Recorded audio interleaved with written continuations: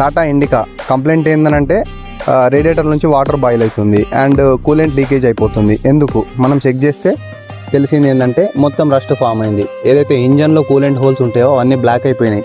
ఎందుకు ఇలా జరుగుతుందంటే రెగ్యులర్గా మనం జనరల్ సర్వీస్ చేసినప్పుడు రేడియేటర్ ఫ్లషింగ్ చేసి కంపల్సరీగా కూలెంట్ డిస్టిల్ వాటర్ యాడ్ చేసుకుంటే ఈ ప్రాబ్లం అనేది రాదు.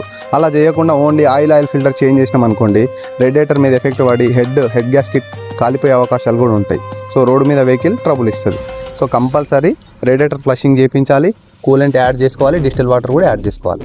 ఫుల్ సస్పెన్షన్ అనగానే ఏదో 4 షాక్ అబ్జర్వర్లు చేంజ్ చేసి ఫుల్ సస్పెన్షన్ అయిపోయింది అని అనుకుంటారు ఈరోజు రేపట్లో. ఫుల్ సస్పెన్షన్ అంటే 4 షాక్ అబ్జర్వర్లు కాదు, కంప్లీట్గా thyroid ends, steering ball joints, lower arms, link rods, balance rod bushes and rear shock absorbers, steering rack servicing and right shaft servicing ఇవన్నీ చేస్తేనే ఫుల్ సస్పెన్షన్ కంప్లీట్ అయినట్టు. ఓన్లీ 4 షాక్ అబ్జర్వర్లు చేంజ్ చేసి full suspension చేసినాం అనుకుంటే అది పొరపాటే.